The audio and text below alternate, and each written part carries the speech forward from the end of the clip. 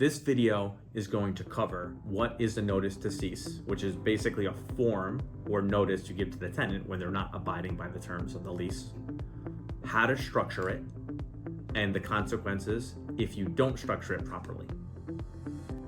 If you want to see our form for a preferred notice to cease and what the contents look like, join our free newsletter, Real Estate Law Newsletter, your source for real estate legal news. Okay, so what is a notice to cease that is served upon a tenant? At a high level, a notice to cease is just a written notice to a tenant identifying that they're engaging in some behavior that's either disruptive or in violation of their lease, which is even more reason you should have a written lease and not any kind of oral lease.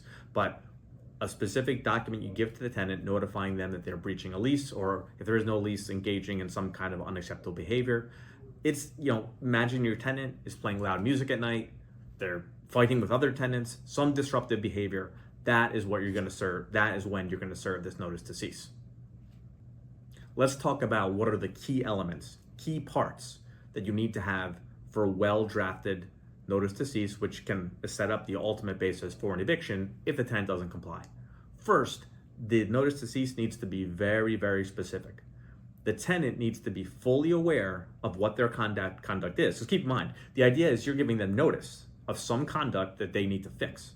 So if you're vague about what they're doing, then, if you're trying to evict them, they'd be like, I didn't know what this guy was talking about. I didn't know what the landlord was noticing me for. So you want to be very specific about what the activities were. The more detail you can give, the better. If you can give dates, if you can give other people's names, obviously, be careful with, you don't want to offend any other tenants, but as specific as possible so the tenant can't claim they weren't aware of what was supposed to be in the notice, what the behavior was.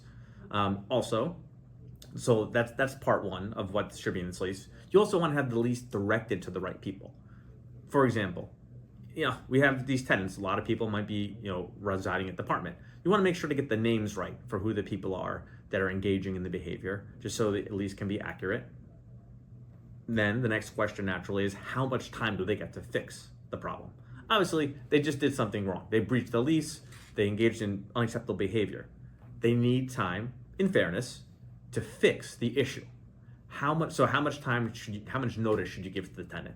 Unfortunately, there's not at least in New Jersey, there's specifically no amount of clear guidance on what the notice is. So my recommendation when you're doing that is give a reasonable notice for how long it's going to take them to fix it, right? So if it's just, say it's fighting with a neighbor, obviously you can fix that right away. So you can give like a 7-day notice, whatever. It could be very quick, stop fighting with the neighbor.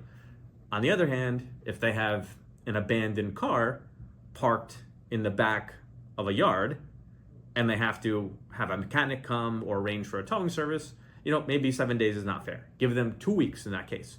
Or maybe if they're illegally subletting it, for example, then maybe you give them a month to figure it out because they got this tenant in here, they're illegally subletting it against the lease, and they have a person living there, they're not there, right? It's probably unfair to ask the tenant, the subletted tenant who shouldn't be there, to go find new housing in 14 days. So there's also no violence, there's no danger, there's no harm, it's just the other person living there and you're still getting all your rent. So maybe in that scenario, you give 30 days to allow the tenant a appropriate time to cure the issue. And then also this is important for your case. If they don't cure it, you go to evict, then they can't say we didn't have enough time, we're trying to fix it, right? No, you had adequate time and you still failed to fix it because we gave you a reasonable period of time. So that's the key elements here for the notice to cease. You want to make sure it's very, very specific as much as possible. You give them adequate time. The right parties, the right tenants are named in it.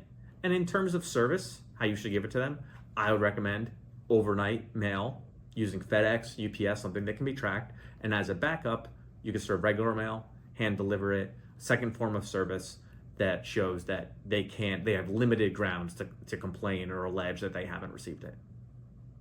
Okay, this video was and covered what is the notice to cease, how to structure it, why it's important to structure it properly. If you found this helpful and you want to see our form that we prefer to use for a notice to cease, join our newsletter, the Real Estate Law Newsletter, your source for real estate legal news.